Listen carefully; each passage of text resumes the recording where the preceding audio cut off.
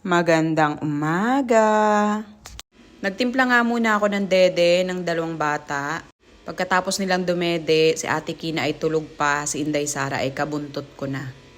Ayan nga at babababa ko pa dahil nga medyo may toyo siya ngayon dahil hindi ko pala siya nalagyan ng diaper kagabi. Buti na nga lang at hindi siya umihi ay kung hindi maglalaba ako ng lahat ng aming mga kumot at unan. Namimilipit na nga siya dyan at naiingihi na daw siya kaya binuhat ko na at dinala ko sa CR, kawawa naman. Pagkatapos ay inilabas ko na ang aking munting tindahan. Ang akin ngang planong maagang pagbubukas ay parang lalong tinanghali ngayon. Dahil nga ang ating munting tindahan ay pabalik-balik ng pwesto kaya ayan nagugulo talaga siya, hindi maiiwasan. At pagkatapos nga, ayan at nagwalis-walis muna ako ng kapaligiran. Hindi pa naman talaga nasikat ang araw, medyo maaga-aga pa rin. Kaya malamig pa rin ang simoy ng hangin.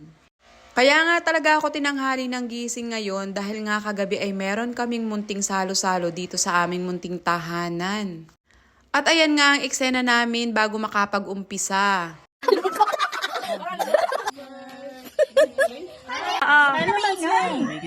Chill lang, chill lang. Tapos, iganon mo. Ano lang?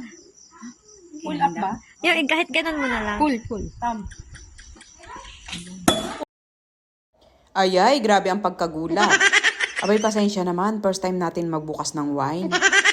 Pagkatapos nga ng picture taking, picture, video, ayan at naupo na kami at nag-relax. Pagka naman talaga pinagpapala ka sa mga mabubuting kaibigan, na lagi mong hinihiling kay Lord ay ibibigay talaga niya sa'yo. Kaya naman sa aking mayayamang kaibigang Ari-Aroy, maraming salamat po sa inyong laging pagdalaw sa akin. At syempre sa pagtulong na rin. Napakalaking tulong talaga ng mga kaibigan kong ito sa akin kung alam nyo lang. At sobra-sobra talaga akong nagpapasalamat sa kanila. Dahil nga sila ay hulog ng langit sa akin, Char. Alam na nila yan kung anong aking ibig sabihin. Yan naman talaga ang aking laging ipinagdarasal. Na kahit hindi kami nabigyan ng marangyang pamumuhay, at least binibigay naman ni Lord ang mabubuting kaibigan at kapitbahay na lagi mong makakasalamuha sa araw-araw. Yan naman ang aking kayamanan na hinding-hindi mabibili ng pera, di ba?